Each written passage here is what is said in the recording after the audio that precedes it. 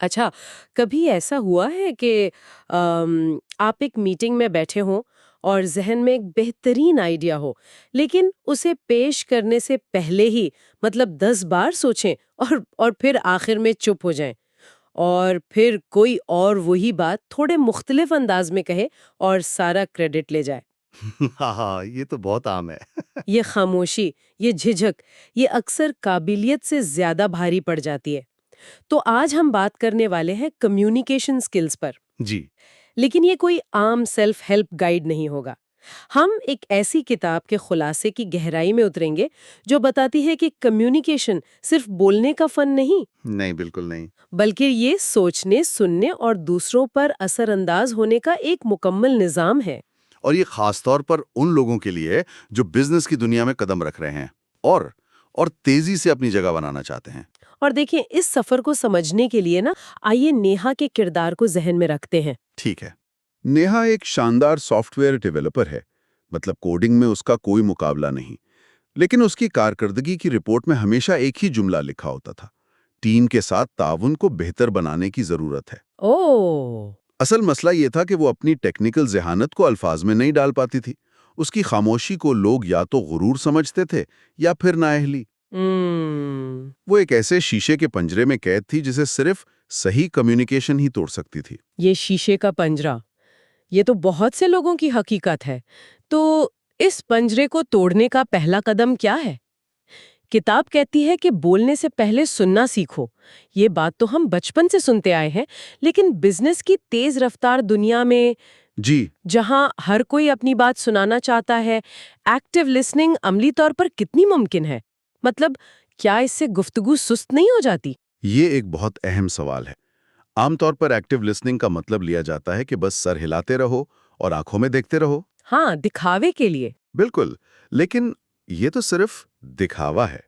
اصل active listening کا مقصد صرف معلومات حاصل کرنا نہیں، بلکہ سامنے والے کی نیت اور اس کے جذبات کو سمجھنا ہے۔ اور جہاں تک رفتار کی بات ہے، ایک جدید ٹیکنیک ہے جسے لیبلنگ کہتے ہیں۔ لیبلنگ؟ جی، اس میں آپ سامنے والے کے جذبات کو پہچان کر نام دیتے ہیں۔ فرض کریں آپ کا کلائنٹ کہتا ہے، ہمیں یہ ڈیلیوری کل تک چاہیے تھی۔ اب آپ جواب میں دفاع کرنے کے بجائے کہتے ہیں، ایسا لگتا ہے کہ آپ اس تاخیر کی وجہ سے کافی دباؤ میں ہیں۔ اچھا، یعنی آپ مسئلے پر بات کرنے سے پہلے اس کے پیچھے چھپے جذبات کو تسلیم کر رہے ہیں۔ بالکل، جیسے ہی آپ ایسا کرتے ہیں نا، سامنے والا دفاعی پوزیشن سے ہٹ جاتا ہے۔ صحیح۔ اس کا دماغ لڑنے کے بجائے مسئلہ حل کرنے پر آمادہ ہو جاتا ہے۔ آپ نے ایک جملے سے بحث کو تعاون میں بدل دیا۔ تو اس میں وقت زیادہ نہیں لگا بلکہ کم لگا۔ ایگزیکٹلی، اور اسی سے جڑی ہوئی ریفلیکٹیو لسننگ ہے، جہاں آپ ان کی بات کو اپنے الفاظ میں دہراتے ہیں۔ جیسے، اگر میں صحیح سمجھا تو آپ کہہ رہے ہیں کہ فیوچر اے ہماری ترجیح ہونی چاہیے، فیوچر بی نہیں۔ ہوں۔ یہ صرف تصدیق نہیں ہے، یہ آپ کے دماغ کو یہ سوچنے پر مجبور کرتا ہے کہ انہوں نے اصل میں کہا کیا ہے، نہ کہ وہ جو آپ سننا چاہتے تھے۔ یہ تو سننے کی پوری سائنس ہو گئی۔ تو جب آپ نے اچھی طرح سن لیا، سمجھ لیا، اب بولنے کی باری آتی ہے۔ لیکن یہاں پھر اعتماد کا مسئلہ آ جاتا ہے، جیسا نیہا کے ساتھ تھا۔ علم ہونے کے باوجود آواز نہیں نکلتی۔ کتاب اس نفسیاتی رکاوٹ کے بارے میں کیا کہتی ہے؟ دیکھیں، کتاب کہتی ہے کہ اعتماد اندر سے نہیں، باہر سے اندر آتا ہے۔ اچھا، مطلب؟ یعنی آپ پہلے اعتماد سے کام کرنے کی اداکاری کرتے ہیں، پھر آپ کو اعتماد محسوس ہونا شروع ہوتا ہے۔ اس کے لیے چند عملی ٹولز ہیں۔ پہلا، اپنی رفتار کو جان بوجھ کر سست کریں۔ سست؟ جی، جب ہم گھبرائے ہوئے ہوتے ہیں تو تیز بولتے ہیں۔ آہستہ بولنا آپ کے دماغ کو یہ سگنل دیتا ہے کہ سب کنٹرول میں ہے، پورنا نہیں۔ ایک ٹیکنیک ہے کہ آپ 3 سیکنڈ کے لیے کسی کی آنکھوں میں دیکھیں، پھر مسکرا کر کہیں اور دیکھیں اور پھر واپس آئیں۔ اس سے آپ پر اعتماد بھی لگتے ہیں اور جارحانہ بھی نہیں۔ اور اس کال کے بارے میں کیا خیال ہے؟ پاز از پاورفل۔ کیا واقعی خاموشی میں اتنی طاقت ہے؟ یہ صرف ایک کال نہیں، یہ ایک نیورو سائنسی حقیقت ہے۔ اوہ واو! جب آپ بولتے ہوئے ایک بامانک وقفہ لیتے ہیں نا، تو سننے والے کا دماغ لاشعوری طور پر متجسس ہو جاتا ہے کہ آگے کیا آنے والا ہے۔ آپ ان کی توجہ کو کنٹرول کر رہے ہوتے ہیں۔ بالکل، یہ محض خاموشی نہیں، یہ ایک اسٹریٹجک ٹول ہے۔ یہ آپ کے اگلے الفاظ کا وزن بڑھا دیتا ہے۔ یہ ظاہر کرتا ہے کہ آپ سوچ کر بول رہے ہیں، صرف الفاظ کا ذخیرہ نہیں اگل رہے۔ یہ نیہا جیسی ٹیکنیکل ماہر کے لیے تو ایک سپر پاور ہے، کیونکہ اس کا ایک وقفہ اس کے اگلے ٹیکنیکل پوائنٹ کو 10 گنا زیادہ طاقتور بنا سکتا ہے۔ صحیح۔ تو آپ کی آواز اور الفاظ اعتماد کا اظہار کر رہے ہیں، لیکن اگر آپ کا جسم کچھ اور ہی کہانی سنا رہا ہو تو؟ کتاب میں کہا گیا ہے کہ 93% کمیونیکیشن نان وربل ہوتی ہے۔ جی، یہ اعداد و شمار سننے میں تو بہت بڑا لگتا ہے، لیکن اس کا عملی مطلب کیا ہے؟ اس کا عملی مطلب یہ ہے کہ جب آپ کی زبان اور آپ کے جسم کی زبان میں تضاد ہو تو لوگ ہمیشہ آپ کے جسم پر یقین کریں گے۔ ہمیشہ؟ ہمیشہ۔ فرض کریں سوربھ نامی ایک شخص مینیجر بننا چاہتا ہے۔ وہ کہتا ہے میں اس ٹیم کو لیڈ کرنے کے لیے تیار ہوں، لیکن اس کے کندھے جھکے ہوئے ہیں، وہ اپنے ہاتھ مڑوڑ رہا ہے اور اس کی نظریں فرش پر ہیں۔ تو کوئی بھی اس پر یقین نہیں کرے گا۔ بالکل نہیں۔ تو سوربھ اس مسئلے کو کیسے حل کرے؟ یہ مرر پریکٹس والی بات سننے میں تو آسان لگتی ہے، لیکن کیا شروع میں یہ بہت عجیب اور غیر فطری محسوس نہیں ہوتا؟ اس ابتدائی جھجک کو کیسے دور کیا جائے؟ ہاں، بالکل عجیب لگتا ہے، اور یہی تو اس کا مقصد ہے۔ اچھا۔ آپ اپنے دماغ کو اس کے کمفرٹ زون سے باہر نکال رہے ہیں۔ یہ جم جانے جیسا ہے۔ پہلے دن ہر ورزش عجیب لگتی ہے۔ صحیح بات ہے۔ مرر پریکٹس کا مقصد اداکاری سیکھنا نہیں، بلکہ اپنے جسم کو نئی مسل میموری دینا ہے۔ جب سوربھ روزانہ 10 منٹ آئینے کے سامنے کھڑے ہو کر کندھوں کو سیدھا رکھتا ہے، ہاتھوں کو کھلا رکھتا ہے اور مسکراتا ہے، تو وہ اپنے دماغ کو سکھا رہا ہے کہ ایسا دکھنا نارمل ہے۔ جی۔ کچھ ہفتوں بعد میٹنگ میں دباؤ کے دوران اس کا جسم خود بخود اسی پراعتماد پوزیشن میں چلا جائے گا۔ یعنی جیسا آپ دکھتے ہیں ویسا ہی آپ محسوس کرنے لگتے ہیں۔ جی، یہ ایک فیڈ بیک لوپ ہے۔ تو جسمانی طور پر پراعتماد نظر آنا پہلا قدم ہے، لیکن کیا ہوگا جب آپ کو لفظوں سے اپنی حدود طے کرنی ہو، خاص طور پر جب باس کو نہیں کہنا مشکل ہو؟ یہ صرف اعتماد کا معاملہ نہیں، یہ assertiveness کا فن ہے۔ اور assertiveness کا مطلب بدتمیزی نہیں ہے، بلکہ وضاحت ہے۔ یہ اگریسو اور پیسو رویے کے درمیان کا راستہ ہے۔ اگریسو رویہ کہتا ہے صرف میں صحیح ہوں، پیسو رویہ کہتا ہے صرف تم صحیح ہو، جبکہ assertive رویہ کہتا ہے ہم دونوں کے خیالات اہم ہیں، آئیے ایک درمیانی راستہ نکالتے ہیں۔ اس کی کوئی عملی مثال دیں، خاص طور پر ایک نئے ملازم کے لیے جو اپنے باس کو ناراض نہیں کرنا چاہتا۔ رجت کا کیس یاد آتا ہے۔ اس کے باس نے اسے جمعے کی شام کو ایک نئے کام کے لیے رکنے کو کہا جس کی ڈیڈ لائن اگلے ہفتے تھی۔ ٹھیک ہے۔ پرانے رجت نے فوراً ہاں کہہ دینا تھا اور اپنے ذاتی منصوبے منسوخ کر دینے تھے۔ ہاں، جو اکثر لوگ کرتے ہیں۔ جی، لیکن نئے assertive رجت نے کہا میں اس پروجیکٹ کی اہمیت سمجھتا ہوں، کیا ہم پیر کی صبح سب سے پہلے اسی پر کام کر سکتے ہیں تاکہ میں اسے بہترین طریقے سے کر سکوں؟ ابھی میرے کچھ پہلے سے طے شدہ ذاتی معاملات ہیں۔ اس نے نہیں کہا، اس نے ایک متبادل حل پیش کیا۔ بالکل۔ اور باس کا رد عمل کیا تھا؟ بس پہلے تو تھوڑا حیران ہوا، لیکن پھر اس نے رجت کی ایمانداری اور اپنے وقت کی تعریف کی۔ واہ۔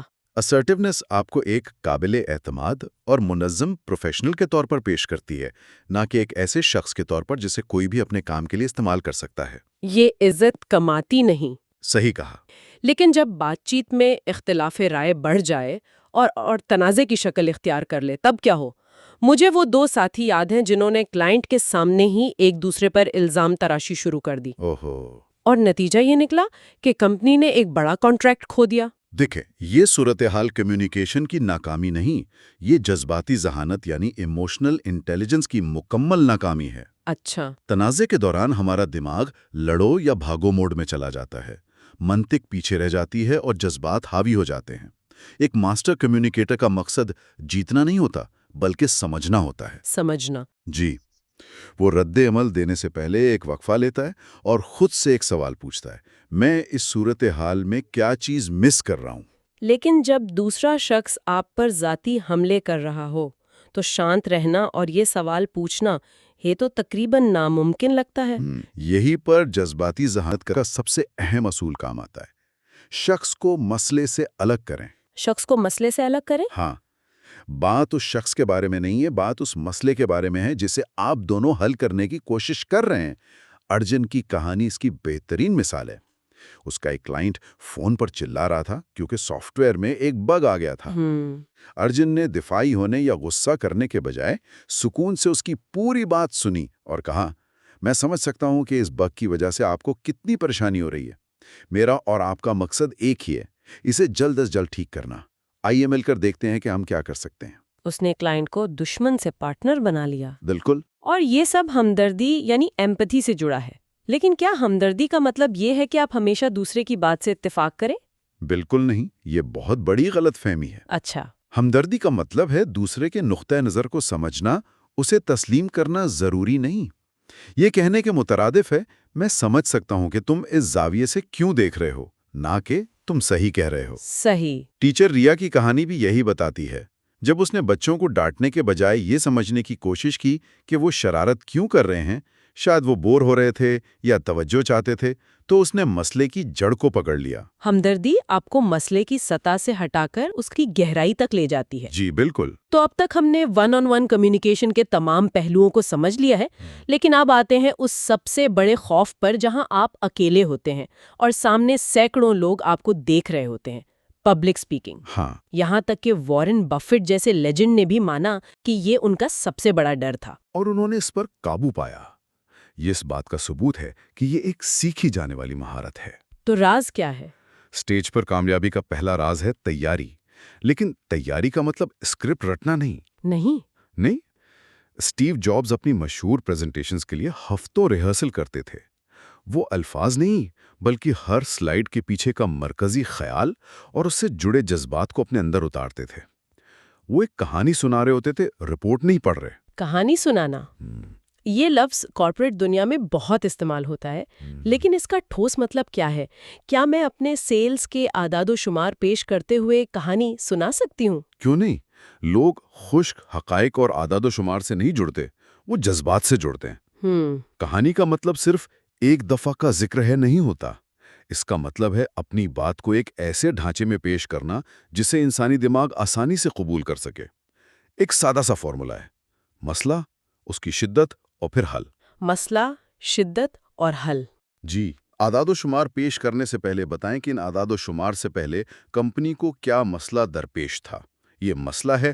پھر بتائیں کہ اس مسئلے کی وجہ سے کتنا نقصان ہو رہا تھا، یہ شدت ہے۔ اور پھر اپنے اعداد و شمار کو اس مسئلے کے ہیرو یعنی حل کے طور پر پیش کریں۔ تو اب آپ کے اعداد و شمار بے جان نہیں رہے، وہ ایک کہانی کا حصہ بن گئے ہیں۔ بالکل۔ یہ ایک بہت طاقتور فریم ورک ہے۔ تیاری اور کہانی سنانے کے علاوہ اور کیا اہم ہے؟ ویژولائزیشن، یعنی اسٹیج پر جانے سے پہلے اپنے ذہن میں اپنی کامیابی کو دیکھنا۔ یہ کوئی جادو تو نہیں؟ نہیں، یہ ایک ذہنی ریہرسل ہے۔ جب آپ اپنے آپ کو پر اعتماد طریقے سے بولتے ہوئے اور سامعین کو مثبت رد عمل دیتے ہوئے تصور کرتے ہیں، تو آپ اپنے دماغ کو کامیابی کے لیے تیار کر رہے ہوتے ہیں۔ اور آخری چیز ہے ساخت۔ اپنی بات کو منطقی ترتیب دیں۔ تعارف، یعنی آپ کیا بتانے والے ہیں، پھر مرکزی مواد، یعنی وہ بات بتائیں، اور پھر نتیجہ، یعنی خلاصہ کریں کہ آپ نے کیا بتایا۔ یہ سامعین کو آپ کے ساتھ سفر کرنے میں مدد دیتا ہے اور انہیں الجھنے سے بچاتا ہے۔ بالکل۔ تو اگر ہم آج کی اس گہری گفتگو کا خلاصہ کریں تو ہم نے نیہا کے سفر کے ذریعے سمجھا کہ کمیونیکیشن ایک سیڑھی کی طرح ہے۔ ایک سیڑھی۔ پہلی سیڑھی ہے گہرا سننا، پھر پراعتماد بولنا، اپنے جسم کو اپنی زبان سے ہم آہنگ کرنا، اسرٹیونیس کے ساتھ اپنی حدود متعین کرنا، جذباتی ذہانت سے تنازعات کو حل کرنا، اور آخر میں پبلک سپیکنگ کے ذریعے ایک بڑے پلیٹ فارم پر اپنی آواز پہنچانا۔ اور سب سے اہم نکتہ یہ ہے کہ یہ کوئی پیدائشی ہنر نہیں ہے۔ نہیں ہے۔ یہ ایک سپر پاور ہے جسے کوئی بھی مسلسل اور شعوری کوشش سے حاصل کر سکتا ہے۔